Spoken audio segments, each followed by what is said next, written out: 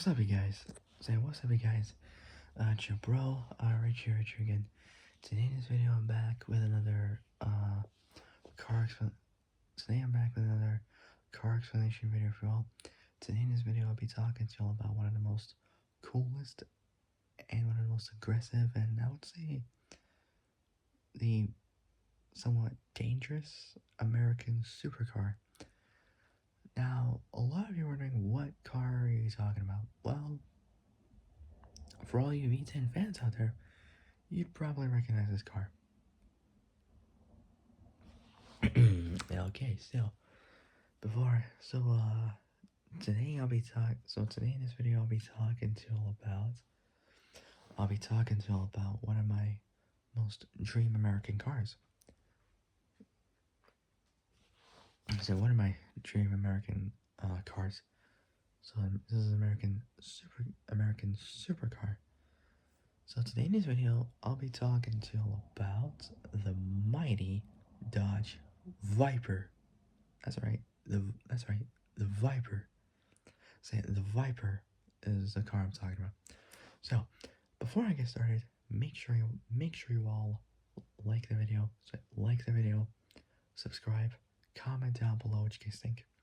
Hit the notification bell.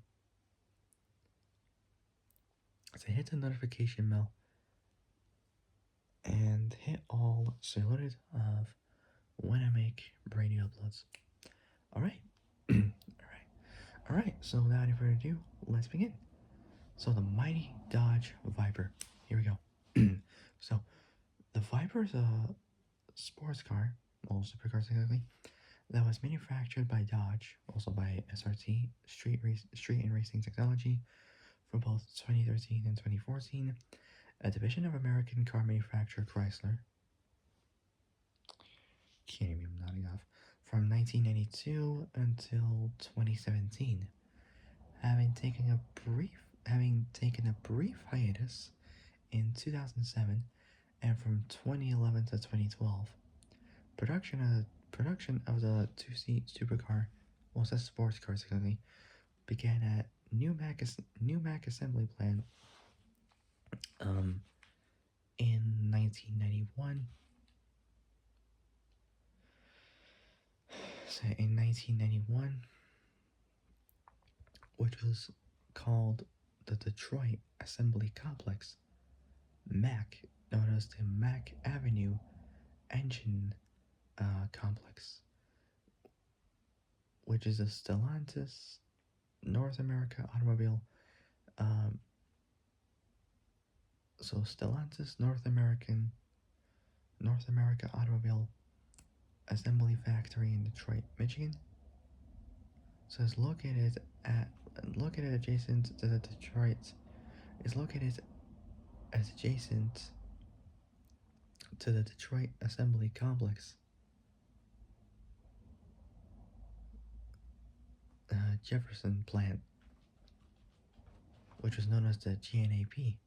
Well, not G, sorry, JNAP. There we go. Jefferson North Assembly Plant, located on East. If you want to visit this place, I'll tell you where it's located, just in case if you forget.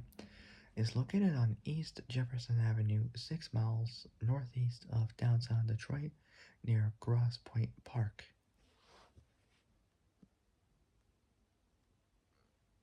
So if you want to check that out, just feel free to do so.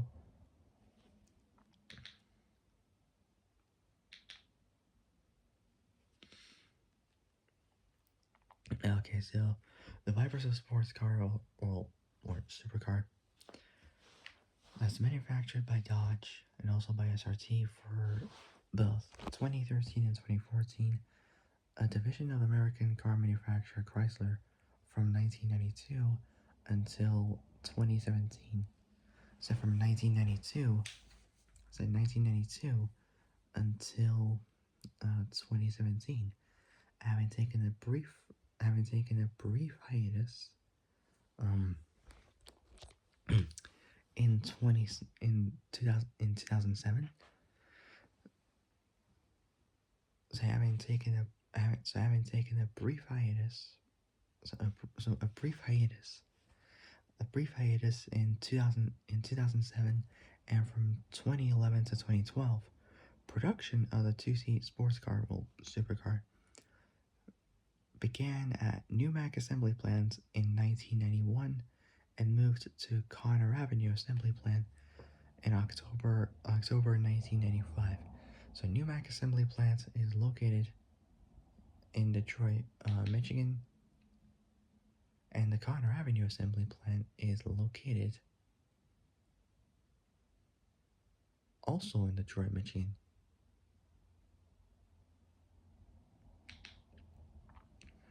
Pretty cool. So production of the two-seat sports car or supercar began at New Mac assembly plants in 1991. So production of the two-seat sports car began at New Mac assembly plant in 1991 and moved to Connor Avenue assembly plant in October 1995. Overviews next, so let's do it. Overviews next, so let's do it. Manufacturer was obviously by Dodge. Manufacturer was obviously by Dodge. Production was from 91 to 2010, and then from 2013, so 2013 up until 2017. Assembly was at the New Mac assembly plants in Detroit, Michigan. That's for the 95 model. And then we got another one at the Connor Avenue assembly plant for 96 to 2017. The production of the two-seat sports car began at New Mac assembly plants. So New Mac assembly plant in 1991 and moved to Connor Avenue. moved to Connor Avenue assembly plant in October 1995. So 1995. So assembly Detroit. So assembly was at the both New Mac assembly plant from 91 to 95, and then at the Connor Avenue assembly from 96 to 2017, both located in Detroit, Michigan. Say Detroit, Michigan. So assembly, New Mac assembly plant, 91 to 95, Connor Avenue assembly in 96 to 2017, located in Detroit, Michigan. The home of the muscle car. Next up is body and chassis. The class, I can't even talk. The class is the class is a sports car, or supercar technically, as part of the S segment. So part of the S segment, body style, two types you could choose from is either a two-door, so both two-door, either a liftback coupe, from 1990 from 1996 until until 2017. And we got another one, but this time also two-door, but it's a convertible from 1991 to 2010. Layout is longitudinally mounted front mid-engined rear-wheel drive. So layout is longitudinally mounted front mid-engine rear-wheel drive. So front mid-engine rear-wheel drive. Pretty cool. Next up is the powertrain, the pure hearts of these beasts. Starting off with the first one is the engine or the motor. So I got 8 liter, 8.3, and down to the mighty 8.4 liter naturally aspirated Viper. So Chrysler derived Viper V10. Viper V10. Okay, so power output for both the SR1 and SR2 with the 8-liter, it made 400, 415, 450, and all the way up to 400, and all the way up to 460 horsepower. Pretty cool. Pretty cool. 460 horsepower. Pretty cool. Now we got both the ZB1 and the ZB2, producing up to 500, 510, and all the way up to 600 horsepower. Then I got the latest version, the VX1, pushing out 640, and thanks to the ACR upgrade, 645 horsepower. Pretty cool. Next we got is the torque. And that's pretty much it for that. So for the torque, for both the SR1 and SR2, it made between so for the SR1, it made 465 pound-feet. So 465 pound-feet, 630 newton meters of torque. So 630 newton meters of torque. And then for the SR1, 465 pound-feet. So 465 pound-feet. So 465 pound-feet, 630 newton meters of torque. And then that's for the SR1. For the SR2, bit more, 490 pound-feet, 664 newton meters of torque. Add an extra 2 more, and you get 666 or 666, which is known as the devil's. This is true fact. This was known as the devil's number, 666.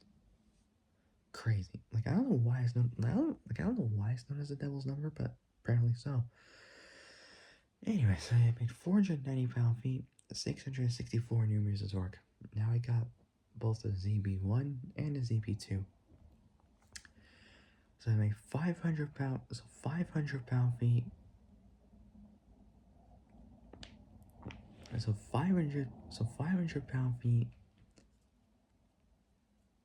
So 500 pound-feet, 678 newton meters. 525 pound-feet, 712 newton meters. 535. So 530. So 535. 535 pound-feet. So 535 pound-feet. 725 newton meters. And we got 560 pound-feet. 759. Well, round up 760 newton meters. And then we got the latest one, the VX1, the latest Viper with over 600 pound-feet. 600 pound-feet, a colossally eye-watering, monstrous 813 newton meters. Say 600 pound-feet, 813 newton meters of torque. That's a lot.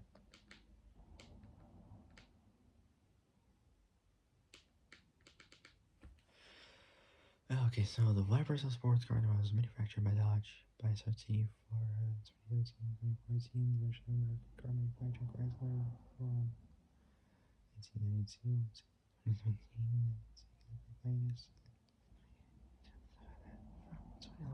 From 2011 to 2012, production of the two-seat sports car began a new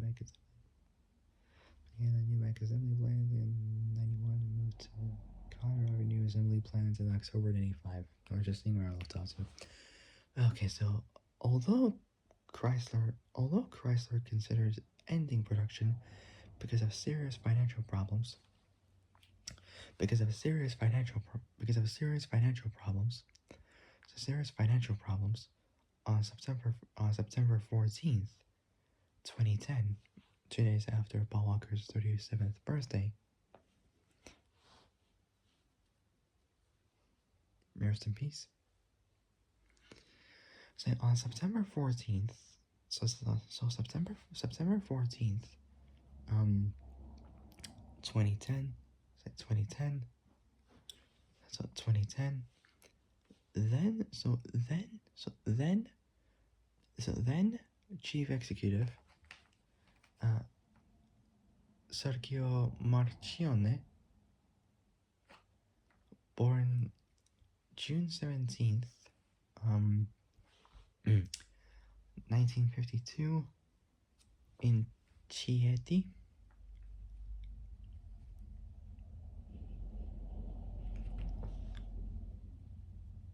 in the city of Chieti, in southern Italy. So in southern Italy, 200 kilometers, which is like 124 miles.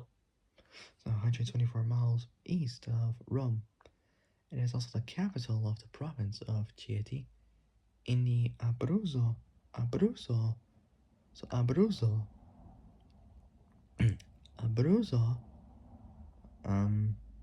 region. There we go. So Abruzzo, in the Abruzzo region. For those who don't know who he is, Sergio Marchione. He was an Italian Canadian businessman widely known for his turnarounds of both automakers, Fiat and Chrysler. His business acumen and his outspoken and often frank approach, especially when dealing with unpalatable issues related to both his companies and the automotive industry. He was the chairman of C&H Industrial, the chief executive officer or CEO of FCA, Fiat Chrysler Automobiles, the chairman and CEO of FCA US LLC, the chairman and CEO of Ferrari, and the chairman of Maserati, and he was also the chairman of Swiss-based SGS.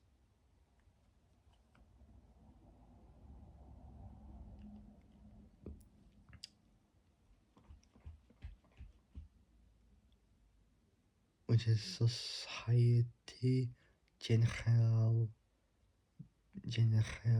de Surveillance. I'm trying to say it in French, but it's French for General Society of Surveillance.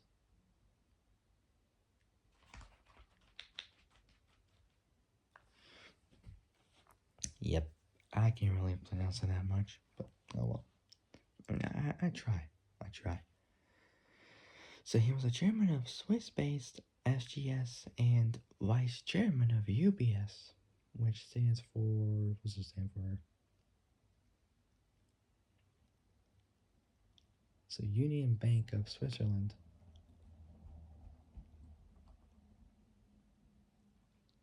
Headquarters in both Zurich and Basel. So in Basel. So both in Switzerland. Which apparently they banned motorsports in Switzerland. Anyways, back to Sergio, and then I'll do the Viper still. He was a chairman of Swiss-based SGS and vice chairman of UBS from 2008 to 2010, as well as the chairman of the EAMA, European Automobile Manufacturers. So European Automobile Manufacturers Association for 2012. First elected in January 2006. He was also a member of the Peterson Institute for International Economics and the chairman of the Italian branch of the Council for both the United States or US and Italy. Sorry, anyways, back to the Viper. Although Chrysler considered ending production because of serious financial problems on September 14th, September 4th, I can't talk. God. September 14th, 2010, then chief executive Sergio Marchione both announced and previewed a new model of the Viper for 2012, the year the first ever Horizon game came out, and they used the Viper as the cover car of the game. It was pretty cool. I used to play that back. Like, I used to play that game before. It was fun, literally. Like, they should do a remastered version of Horizon 1 2012, but this time they should do it for like so many other consoles. You know, like not just 360, but also Xbox One. They should do it for also PS4 and PS5. I mean, they should possibly for Nintendo Switch.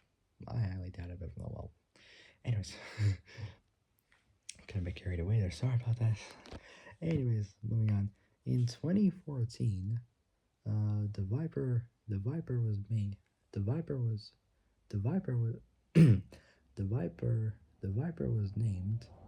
The Viper was named number 10.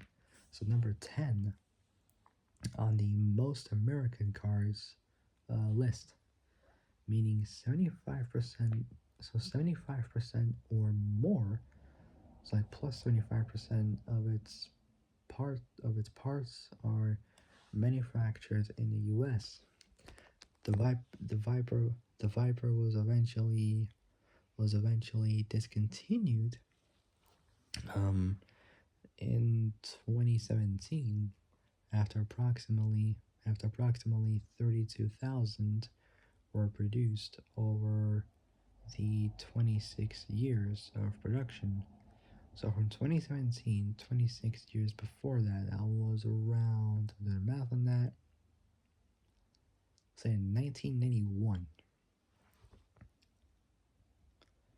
So over the 26 years of production of its lifespan, the 0 to 60, uh, the 0 to 60 time on a Viper varies from around varies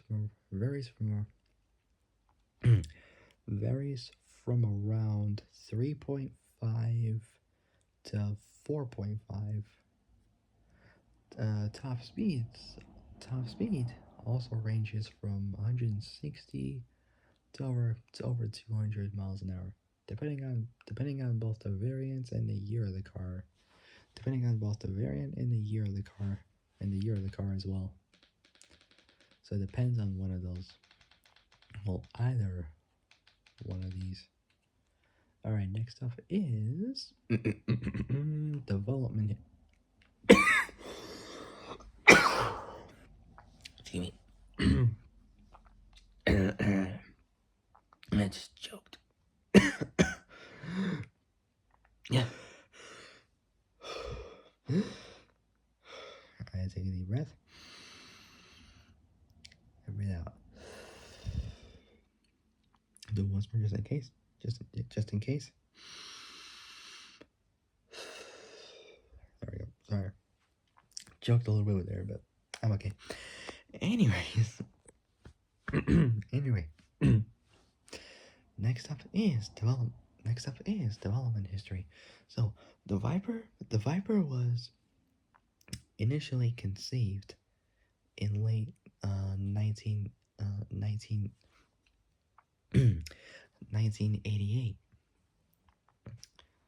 1988 at Chrysler's advanced at Chrysler's ADS, Advanced Design Studios. The following the following February, Chrysler president uh Bob Lutz, can't pronounce his last name correctly, but his full name was Robert Anthony Lutz. His last name is spelled Lutz. So his last name is spelled Lutz. Born February 12th, so age 93. Born February 12th, 2 days before Valentine's Day, 1932. In the largest city and the capital, and the canton as well. So he was born in the capital of Zurich. That's right, Zurich, in Switzerland. So he was born in the capital of Zurich, Switzerland.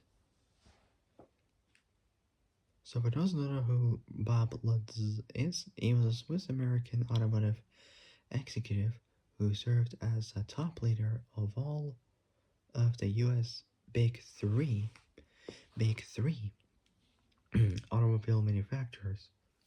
So automobile manufacturers, having been in succession executive vice president and board member of FMC, Ford Motor Company, president and then vice chairman, and also board member of Chrysler Corporation, and vice chairman of GM, General Motors.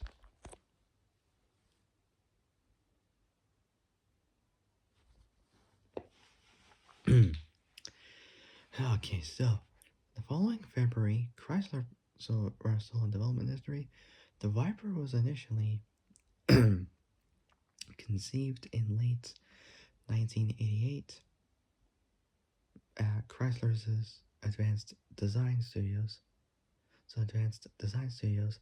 The following February, Chrysler President Bob Lutz, still can't pronounce that, suggested to Tom Gale. His full name is Thomas Charles Gale.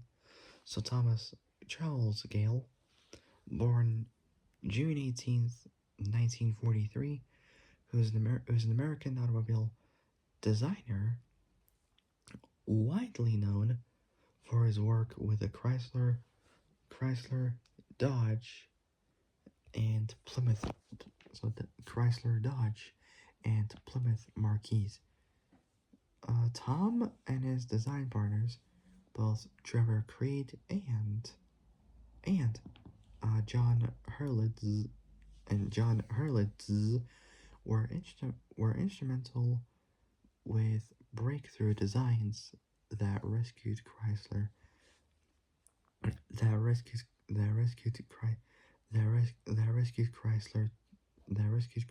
twice from the brink of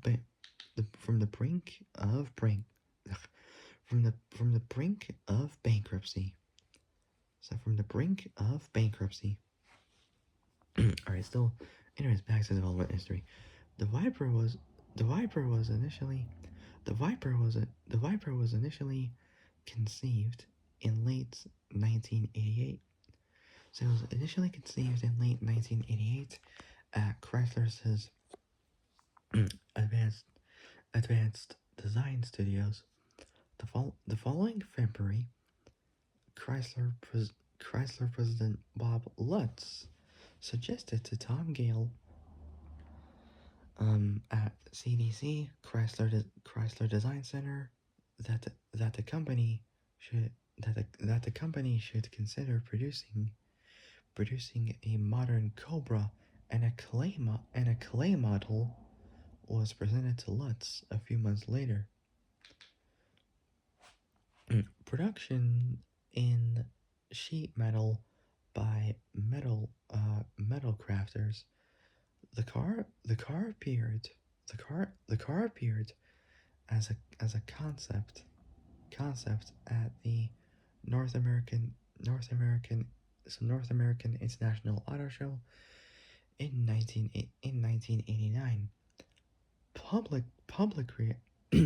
public reaction was so enthusiastic that Chief Engineer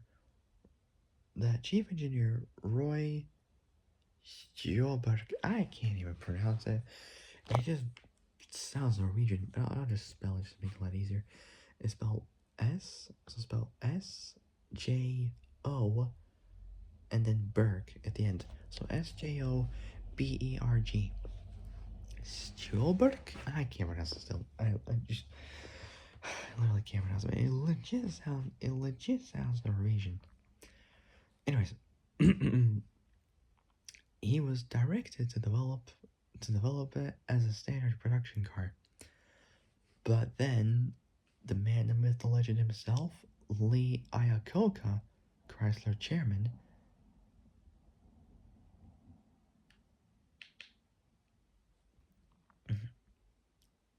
said, but then the man, the myth, legend himself, Chrysler chairman Lee Iacocca delayed approving the $70 million needed to put the sports car into production, saying it was a lot to spend without assurance of financial return. For those who don't know who Lee Iacocca is, his full name is Lido Anthony Zolido Lido Lido or Lido Anthony Lee Iacocca. Born October 15th, 1924 in Allentown, uh, Lehigh, Lehigh County, Lehigh County, Pennsylvania.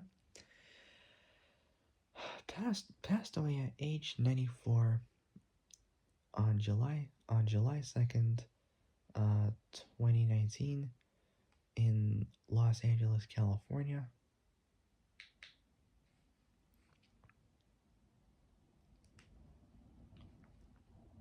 So we're probably wondering how he passed away. So on July 2nd, 2019, he died. He passed away at his home in Bel Air at the age of 94 from complications of Parkinson's disease. So he's not the only person who has Parkinson's disease. The main one who I know who's still around is Michael J. Fox, who plays Marty McFly in the Back to the Future franchise. So say Michael J. Fox, he has Parkinson's disease as well. So his funeral mass was held his funeral mass was held on July 10th, 2019 at St. Hugo of the Hills Catholic Church, and he was buried at Whitechapel Memorial Cemetery in the city of Troy. So Troy in Oakland County, Michigan.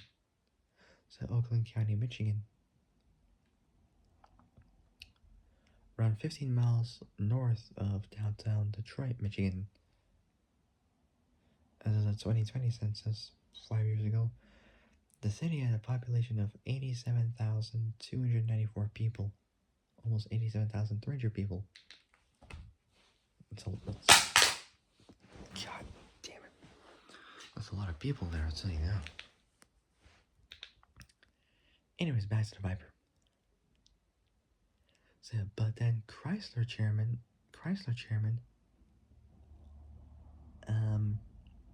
Lee Iacocca delayed.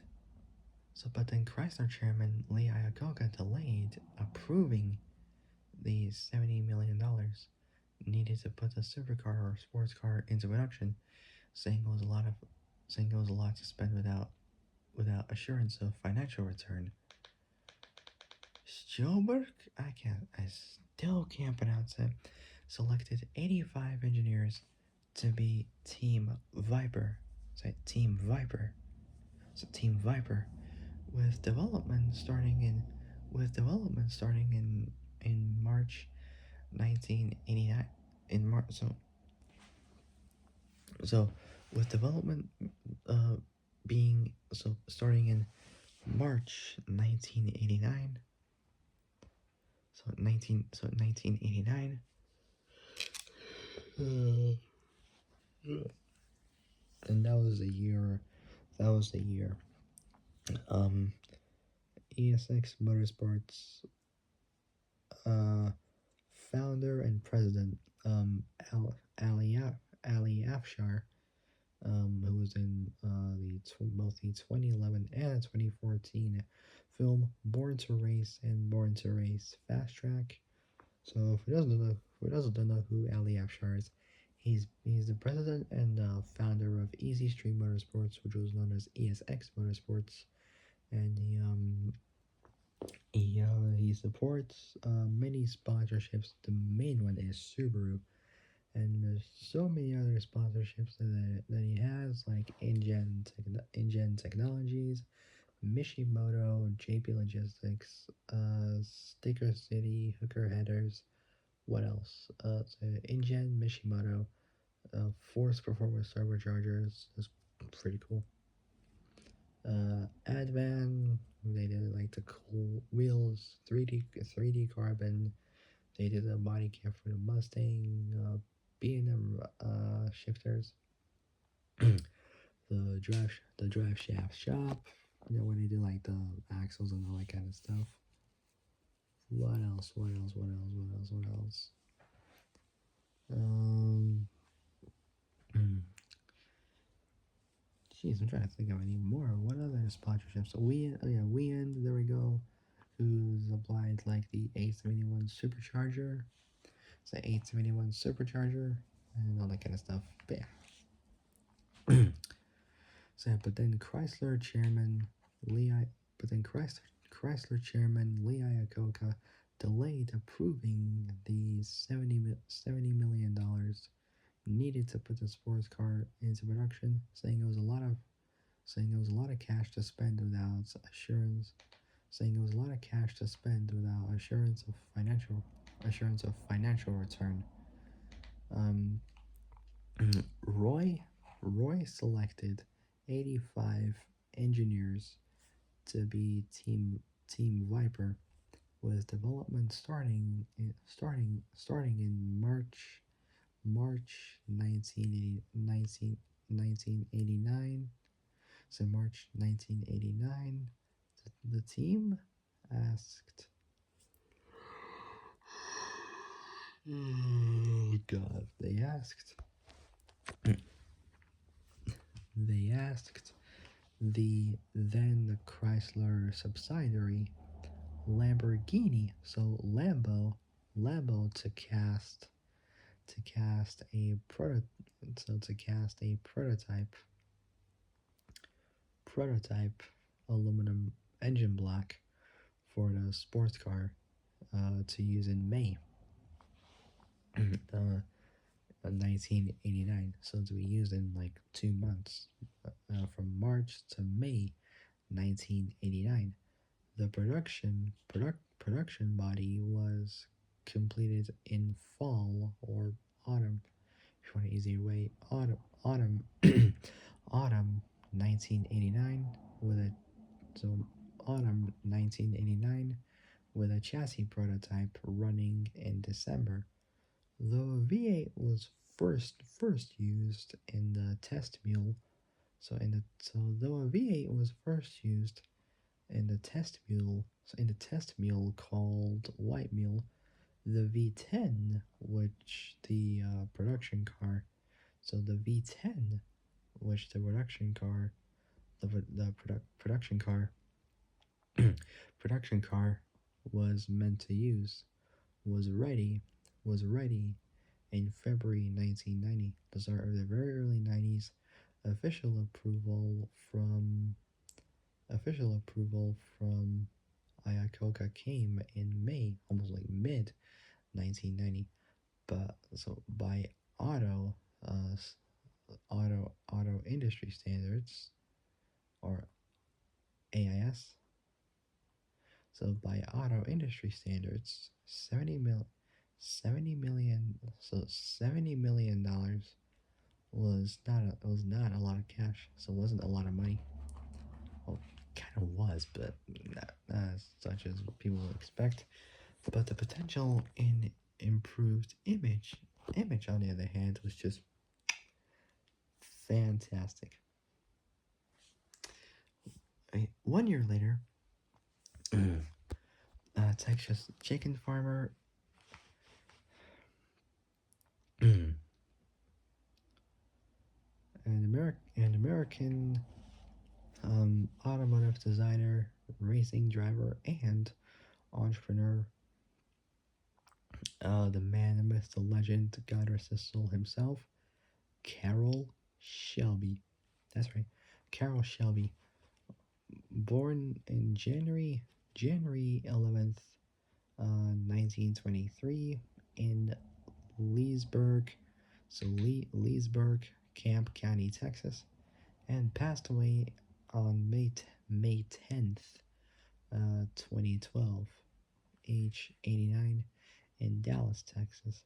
So Dallas, Texas. So may rest in peace.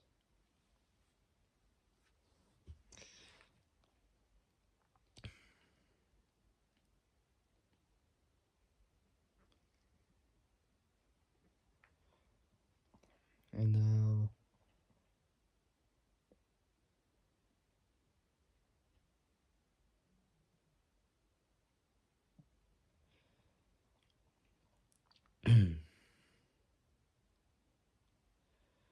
so Carol Shelby passed away on May 10th, 2012, at the age of 89, after he'd been suffering from a serious heart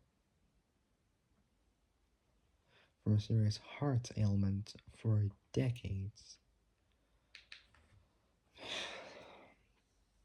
God Lord. Just wish he was still here with us. I mean, it would be great if he was here with us. And back to the Viper. 1 year later, so 1 year later, Carol Shelby piloted a pre-production car as the pace car in the Indy 500 race. In November 1991, the car was released to reviewers, with the first retail shipments starting in January 1990. So starting in January 1992, the powerful two-seater, um, which was sold for $52,000, which was pretty good. Not that bad. Not that bad. I mean, 52 grand is pretty good. $52,000 sparked immediate interest in the Dodge brand among both enthusiasts and the automotive press itself. The automotive press itself. The automotive press itself.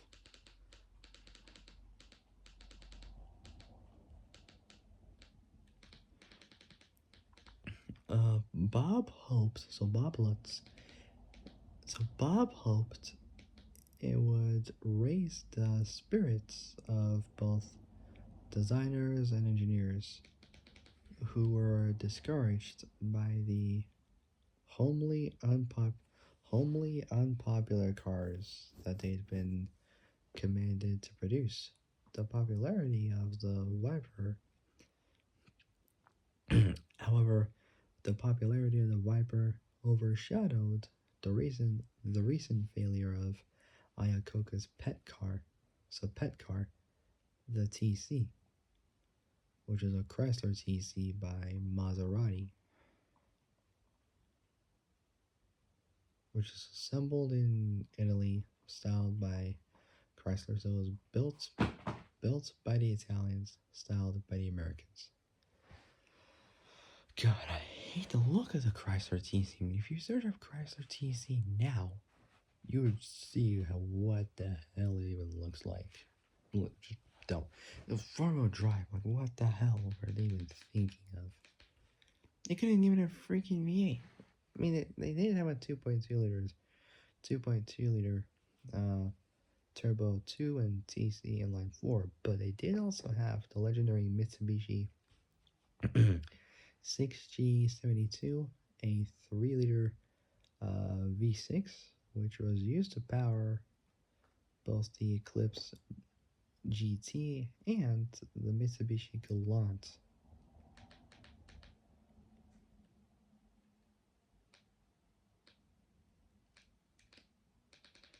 And was also used, actually, to power the GTO, aka the 3000 GT slash Dodge Stealth, which was pretty cool, not too bad.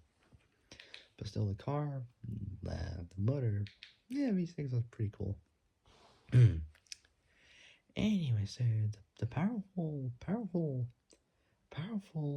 two-seater, which sold for $52,000, sparked immediate interest in the Dodge brand among enthusiasts in the automotive press. Bob hoped it would raise the spirits of both designers and engineers, who were, let's be honest, discouraged by the home. So discouraged by, let's be honest, discouraged by the homely unpopular cars that they'd been commanded to produce. The popularity of the Viper overshadowed the recent failure of Iacocca's pet car, the TC, which had cost 5 times as much to develop. Unbelievable. Okay, next is, I'll do one more and I'll end it there for tonight. So we got the first gen Viper, DSR, from 1991 to 2002. So the first prototype was tested in January 1989. It debuted in 1991 with two pre-production models as the pace car for the Indy 500 when Dodge was so it debuted in 91 with two pre-production models as the pace car for the Indy 500 when Dodge was forced to substitute it in place of the Japanese. So the Japanese built Dodge Stealth, which became the Mitsubishi 3000 GT because of complaints from the UAW, United Auto Workers, and went on sale in January 92 as the RT10 Roadster. Lambo, then owned by Chrysler Corporation, helped with the design. So with the design of the V10 motor for the Viper, which was based on the Chrysler's LA V8 motor, a major contributor to the Viper since the starting was Dyke Winkles. I can't really say the name correctly, but whatever. The chief power engineer. So chief power engineer who has spent time in Italy overseeing the development of the motor, originally engineered to be a performance car. The Viper had no exterior mounted door handles or key so no exterior mounted door handles or key cylinders and no air conditioning. However, this was added as an option for both the 94 and 95 models, and climate control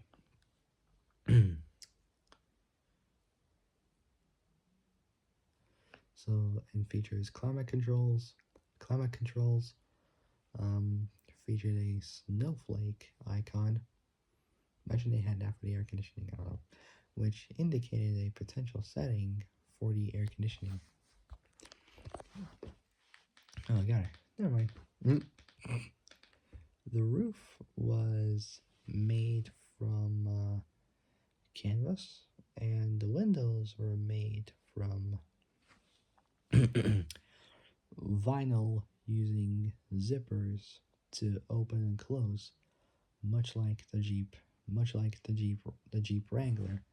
However, the Viper was still equipped with some domestic features, including manually adjustable leather trimmed um, sport bucket seats with lumbar support, AM/FM stereo cassette player AM/FM stereo cassette player with a clock and high uh, uh, fidelity fidelity again. I don't even know how you pronounce it. Sound system and interior carpeting. So interior carpeting. Aluminum alloy wheels were aluminum alloy wheels were larger in diameter due to the larger brakes. A lightweight fiberglass hard roof option on later models was also available to cover the canvas soft roof. So to cover the canvas soft roof, and was shipped with each new car. So each new car.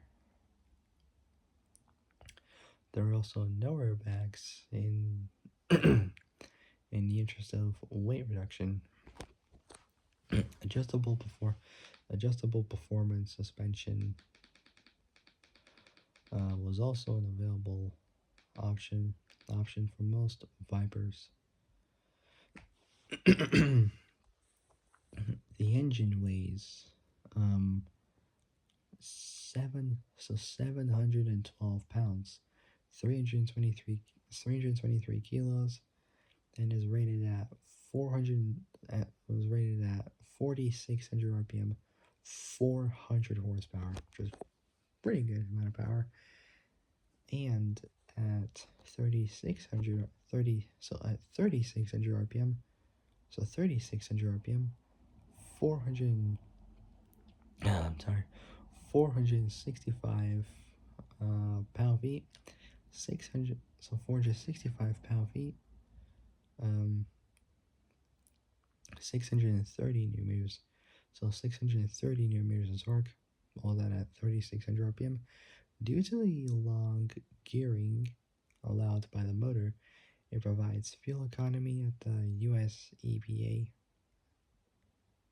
U.S. Environmental Protection Agency, rated 12, rated 12 miles per gallon in the U.S., 20 liters per 100 kilometers, that's very important, 14 miles per gallon in the city, and on the highway, 20 miles per gallon in the U.S., 12 liters per 100 kilometers, which is like 24 mpg, important on the highway.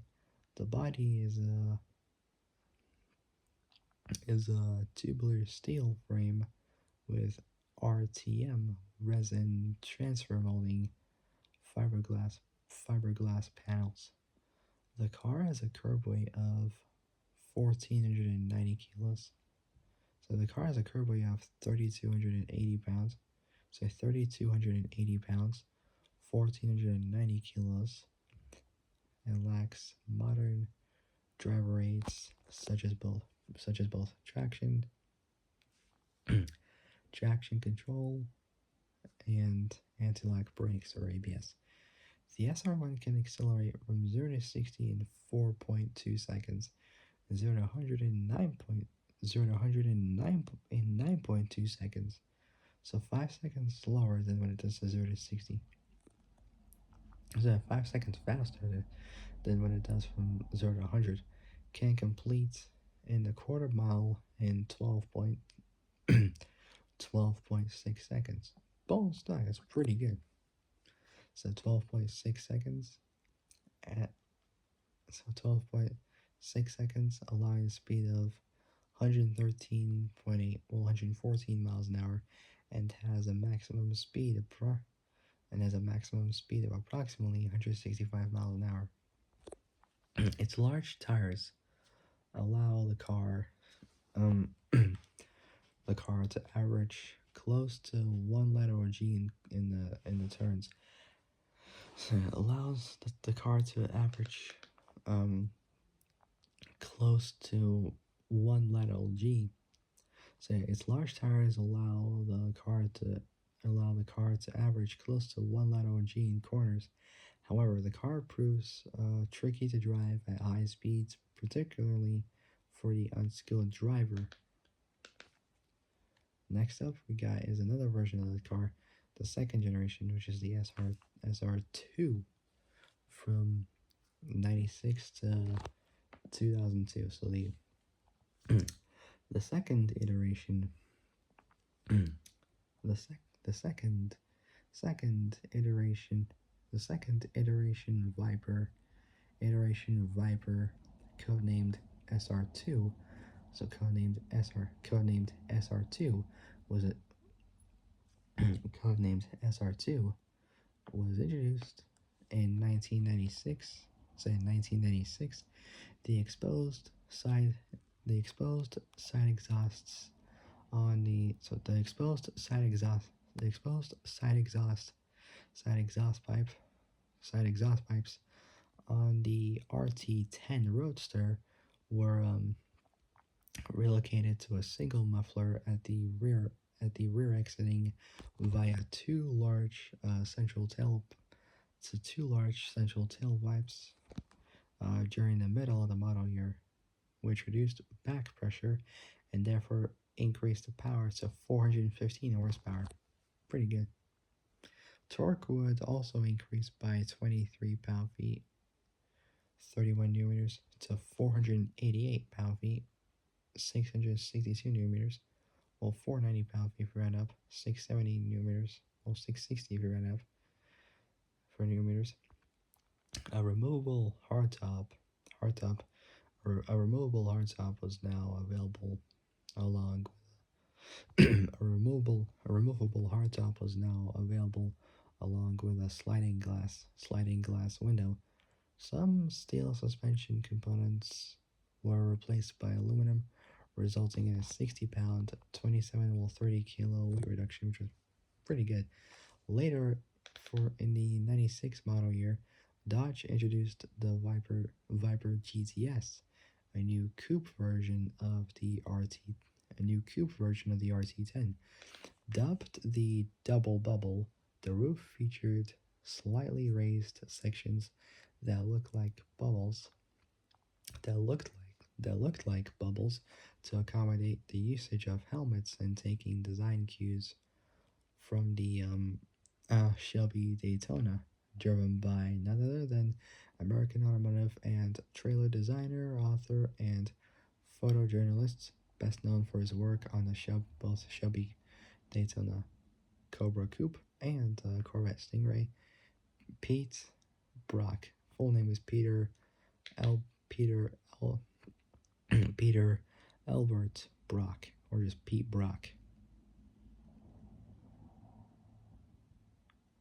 Named after his grandfather, A.J. Hall, co-designer of the Liberty L12 engine and co-founder of Hall Scott Motor Car Company.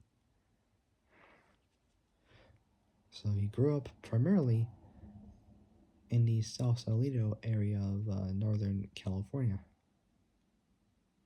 It's in the city of Sausalito, Marin County, California, 8 miles located 1.5 miles southeast of Marin County, 8 miles southeast of San Rafael, Marin County, California, and about 4 miles north of San Francisco from the Golden Gate Bridge.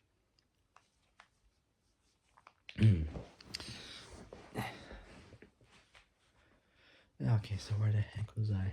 Alright, so dubbed the Double Bubble, the roof featured slightly raised sections that looked like bubbles to accommodate the usage of helmets, and taking design cues from the Shelby Daytona. designed by Pete Brock.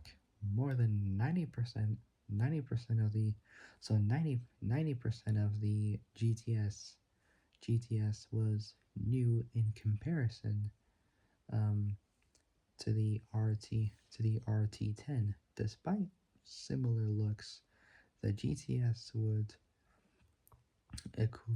be equipped with the same naturally aspirated 8-liter Chrysler-derived V10 motor, but power would be increased.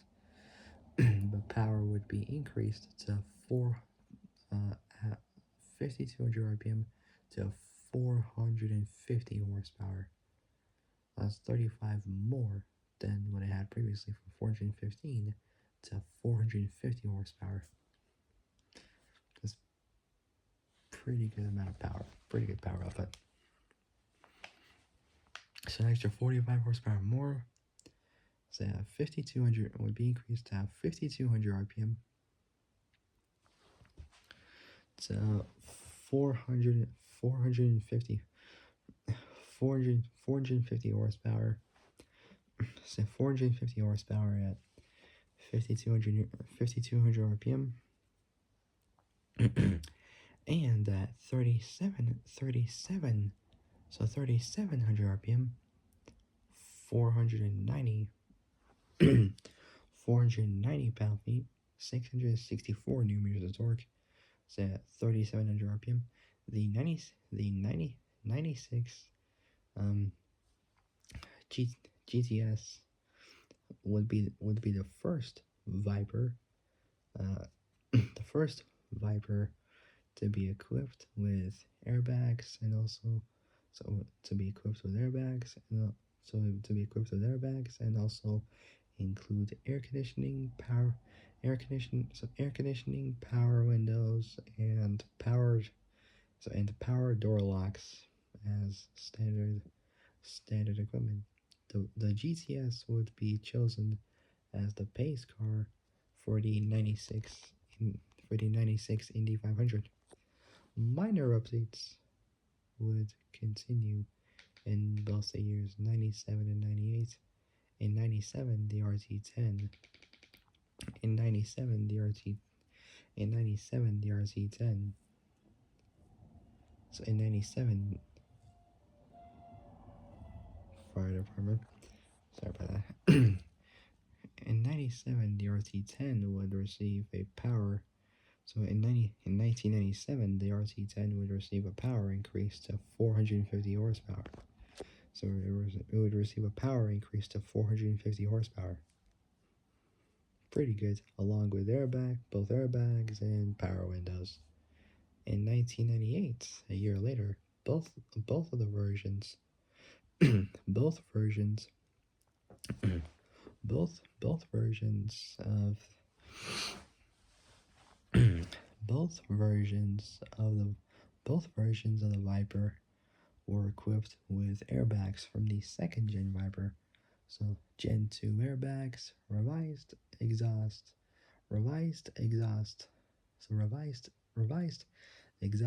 manifold, saving 24 pounds, 11 kilos over the previous cast iron components, and also along with a revised camshaft. Pretty cool. In the year 2000, the V10 was updated. It was updated to use lighter hyper-eutectic pistons, and the car received factory frame improvements, while the hyper-eutectic pistons provided less expansion. The forged pistons Can we talk? The forged pistons, however, were preferred by customers for both the supercharged